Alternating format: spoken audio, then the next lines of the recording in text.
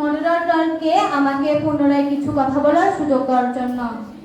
মাননীয় মডারেটর, উদাহরণস্বরূপ আপনারা জুলাই আন্দোলনের ব্যাপার দেখুন। জুলাই আন্দোলনের আইন শৃঙ্খলা বাহিনীর অনেক সদস্য কোনো কারণ ছাড়া বহু সংখ্যক নিরস্ত্র ছাত্র জনতাকে নির্বিচারে গুলি করে।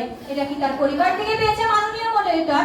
অনেক পুলিশ বাহিনী থেকে শোনা যায় তারা এই গণঅভ্যুত্থানে তারা আমার একজন চাচা আছে, তিনি এসে বলেছেন আমি এই বিষয়ে একদম সমর্থন ছিলাম না, কিন্তু আমাকে সিস্টেম থেকে বাধ্য করা হয়েছিল। মাননীয় মডারেটর, সে কি পরিবার থেকে এই শিক্ষা পেয়েছিল? না, উপর থেকে তাকে চাপ প্রদানের কারণে সেই জঘন্য এক কাজে সহায়ক হিসেবে ছিল। মাননীয় মডারেটর, এখন দেখা যাচ্ছে অধিকাংশ ধর্ষণের পরিমাণ বেড়ে যাচ্ছে। মাননীয় মডারেটর, এই যে দেশে ঘন ঘন ধর্ষণের ঘটনা ঘটে, ঢাকার পল্লীর রামিসা হত্যাকাণ্ড, মাগুরার 8 বছরের শিশু ধর্ষণের ঘটনা ইত্যাদি, প্রত্যেকটি ঘটনার বিজ্ঞ আদালত দ্রুত সময়ে রায় প্রদান করেনি।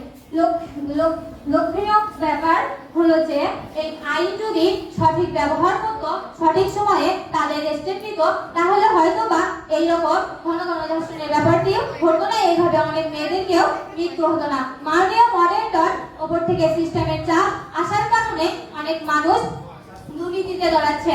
মাননীয় মডারেটর, আমার প্রতিপক্ষ শুধু পরিবারের নৈতিকতাটাই বলছেন। মাননীয় মডারেটর, অনেকেই আমার প্রতিপক্ষ বলছে যে এক একটি কি ঘটনা পেয়ে আমরা সবাইকে এটা রটিয়ে দিচ্ছি। মাননীয় মডারেটর, জুলাই গণঅভ্যুত্থানে তো একটি কথা উঠে আসেনি, সব ছাত্র কথা একত্র করে এসেছে। মাননীয় মডারেটর, সব ছাত্র একত্র হয়ে এসেছিল মাননীয় মডারেটর। আর আইন শৃঙ্খলা তো 1-2 জন নিয়ে তৈরি নয়, সেই আইন শৃঙ্খলা গোটা দিকে নির্ভর করেছে তার হচ্ছে সরকার।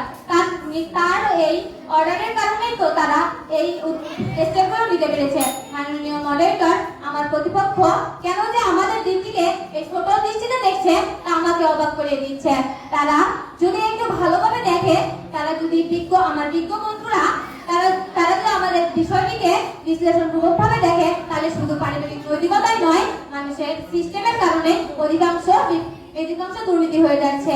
পরিশেষে আমি বলতে চাই, পারিবারিক নৈতিকতার মূল্যবোধ অবক্ষয়ের কারণেই শুধু সমাজ দুর্নীতিতে পড়ছে না, মানুষ সিস্টেমের কারণে সমাজ দুর্নীতিতে লিপ্ত হচ্ছে। ধন্যবাদ মাননীয় মডারেটর।